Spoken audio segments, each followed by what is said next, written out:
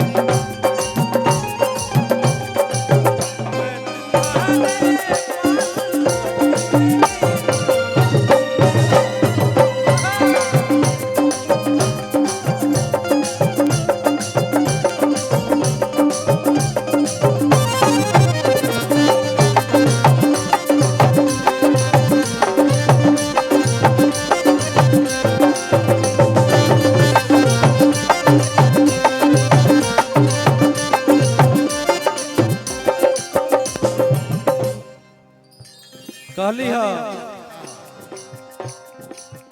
होली दिवाली संग ही मनावल जाई घूम के दशहरा के मेला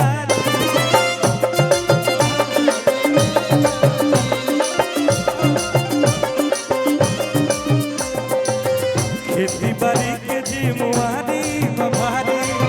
बाबूजी पड़ेला लकेला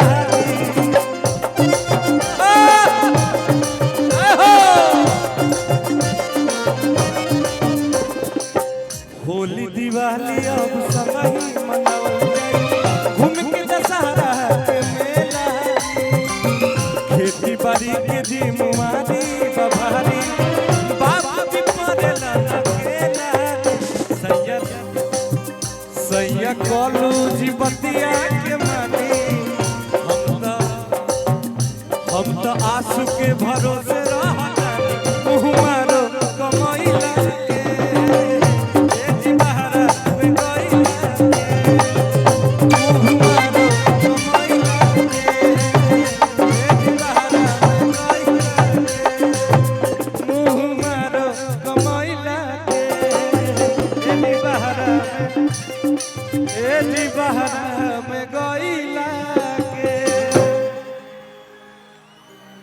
वाह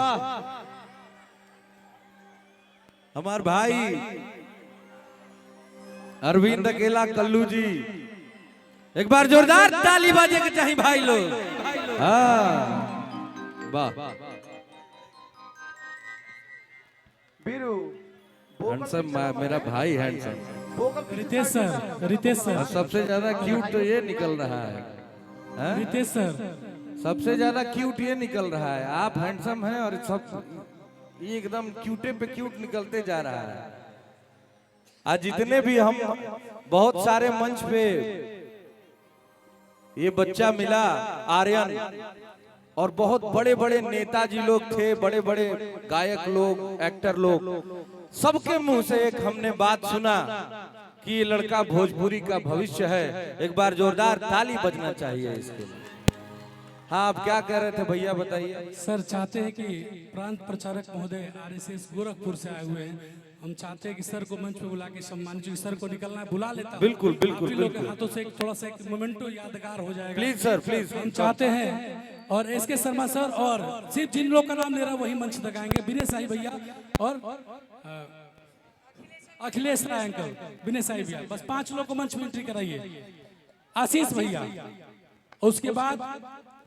रितेश सर के बाद हम गोल्डन सर को बुलाएंगे और लोगों को बुलाएंगे। और रितेश सर डुमराव महाराज बैठे हुए हैं, शिवांग विजय जी सर, सर रितेश सर डुमराव महाराज जी बैठे हुए हैं सामने, आपसे मिलना चाहेंगे आपके जाने से पहले। तो पहले हम चाहते हैं सर कि आप लोगों के हाथ प्रांत प्रचारक जी का अभी गोरखपुर महोत्सव में सर का ये हुआ था, हमने मंच माइक लो विकास, मैं चाहता हूँ पर विकास जी लीजिए और सबका इसके सर सबका लेके आइए। हेलो, मंच पर सब